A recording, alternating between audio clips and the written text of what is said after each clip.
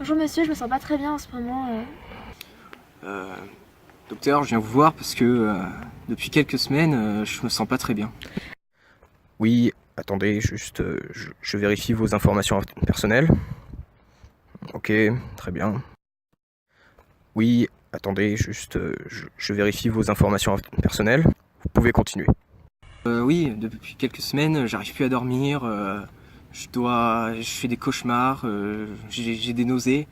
Je me sens pas très bien. Dès que je regarde un film, en fait, je peux pas m'empêcher de mettre pause. Dès que je D'accord. regarde un film, j'ai besoin de mettre en pause, de critiquer, de donner mon avis, de regarder les éclairages, la lumière. Critiquer le plan, de regarder l'éclairage, les lumières, le jeu d'acteur, comment le plan est tourné. J'arrive plus à rien. Mes amis veulent plus venir au cinéma avec moi, c'est insupportable. S'il vous plaît, aidez-moi. Plus personne veut venir au cinéma avec moi. Tout le monde me trouve insupportable. D'accord, je vois ce que vous avez. Vous avez une criticomanie. Vous avez le syndrome de la critique. Vous pouvez vous faire soigner par le Sherlock. Comment je vais faire? J'ai pas les moyens. Mais j'ai pas les moyens de payer. D'après vos informations personnelles, vous n'avez pas les moyens de vous faire soigner. Du coup, ce que je peux vous proposer, c'est un moyen alternatif. Faire une critique comme vous voulez. Vous pouvez faire ça, soit vous vous endettez sur des années. Je sais même pas pourquoi je fais ça. Enfin, faut y aller. Je vais y arriver. Panthéon Discount, un film de Stéphane Cascan réalisé par Karine Blanc et Michel Tavares, qui a été diffusé au Festival de court-métrage de Clermont-Ferrand dans le cadre de la séance scolaire. Ce court-métrage suit un principe d'entretien dans une médecine futuriste. Donc nous avons un homme qui a le cancer, un homme aveugle et une femme qui a un virus avec ses lentilles futuristes, les lentilles GAFA. Dans un pays développé comme la France, tout le monde ne peut pas avoir accès à la santé, car ça coûte cher. Et on a aussi l'omniprésence des grandes firmes pharmaceutiques, dont le seul but n'est pas le bonheur humain, la santé, etc., mais le bénéfice. Et ça, c'est très important à retenir. L'homme qui a le cancer et qui n'a pas les moyens de se soigner se voit proposer une solution alternative pour ne pas avoir de dette envers cette société. Cette solution est de se faire rayer, en quelque sorte, de l'existence de la Terre, ce qui entraîne chez le malade une grande inquiétude. La peur de l'oubli de cet homme est une peur qui, je pense, est très présente chez la plupart des êtres humains de nos sociétés. Cette peur de finalement n'être qu'un homme parmi tant d'autres et de ne pas laisser d'empreinte dans le monde, de ne pas laisser une mémoire impérissable à travers la société. Et c'est ce qui pousse les hommes depuis des siècles à faire de grandes choses et à essayer d'accomplir de grandes choses pour finalement laisser une marque impérissable. On voit très clairement, notamment avec l'entretien de l'homme cancéreux, que le Sherlock est nommé comme une sorte de divinité. Il est vraiment un dieu impossible à atteindre, celui qui peut tout soigner, qui peut soigner le cancer. Le Sherlock ceci, le Sherlock a dit que le Sherlock peut vous soigner. Ce court-métrage est une véritable critique sociale, notamment avec le thème de l'accès à la santé qui est parfois dur pour certaines personnes, même aujourd'hui. Ce film critique aussi notre relation à la mémoire. En effet, dans notre société moderne, avec par exemple nos téléphones portables, nous avons l'habitude de tout prendre en photo et de laisser notre mémoire se reposer sur cette mémoire vive de nos téléphones, nos ordinateurs. On a donc ainsi une impression de surabondance de mémoire, d'avoir tous nos souvenirs à portée de main. Pourtant, il nous arrive parfois de ne plus avoir de place dans nos téléphones ou dans nos ordinateurs et de devoir faire des choix et de devoir supprimer de certains souvenirs de notre vie. C'est exactement ce qui arrive à une des malades qui possède des lentilles de vision perfectionnées mais qui n'a plus suffisamment de place pour stocker ses souvenirs, qui va devoir effacer des souvenirs. Ce film a pour but de donner un peu le vertige. Les progrès technologiques montrés dans Panthéon Discount sont assez proches de la réalité, on va dire. Les lentilles connectées, c'est quelque chose qui est assez concret pour l'instant. Le projet est en cours.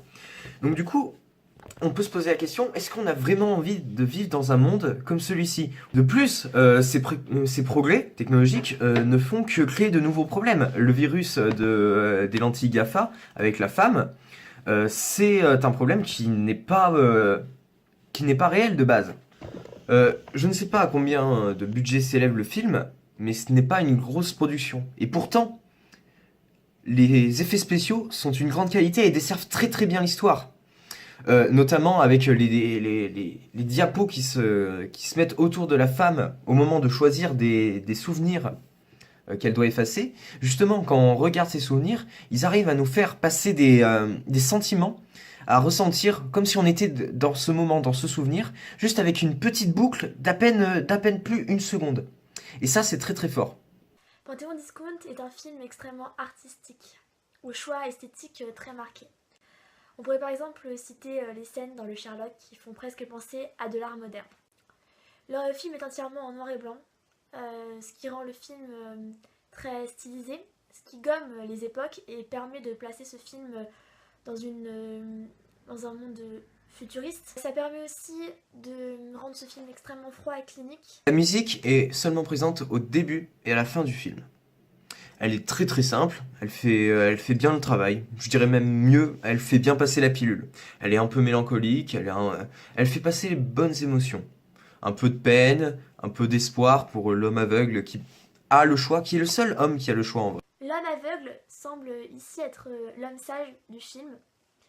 C'est le plus riche et c'est celui qui aurait donc les moyens de se soigner avec le Sherlock. Et c'est le seul qui a le choix, et devinez pourquoi? C'est le seul qui a de l'argent. Pourtant, il refuse, au grand étonnement du médecin. Il refuse d'avoir cette vue extrêmement perfectionnée, car il n'a pas la vanité de vouloir tout voir. Il est très heureux, comme ça, même avec sa cécité. Il est très heureux de vivre avec ses autres sens, et il a appris à connaître le monde autrement. Même si c'est celui qui ne voit pas, c'est finalement celui qui arrive à lire dans le médecin. Sans voir, il arrive véritablement à comprendre qui est le médecin et à découvrir ses faiblesses. Le docteur qui est omniprésent.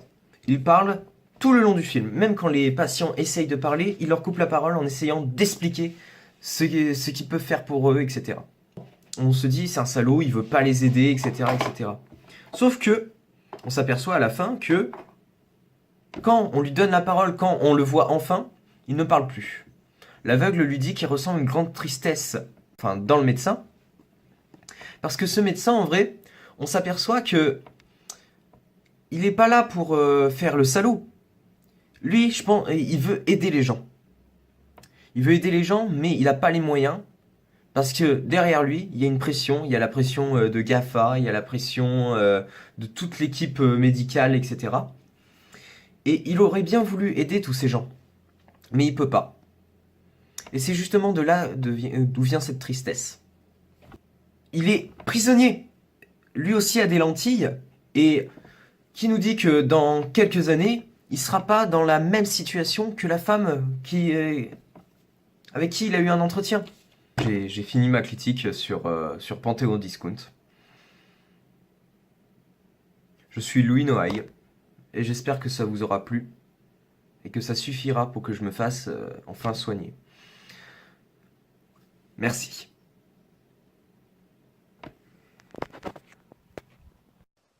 Je m'appelle Lucie Astier, voici ma critique et j'espère que ça suffira pour me guérir. Merci pour cette critique, c'était très intéressant. Ce que je peux vous proposer, c'est que j'ai une place dans le Sherlock demain à 16h. Est-ce que ça vous va? Merci beaucoup. C'est pas vrai. Merci beaucoup, docteur. Je sais pas quoi dire. Merci. C'est un plaisir. Merci beaucoup.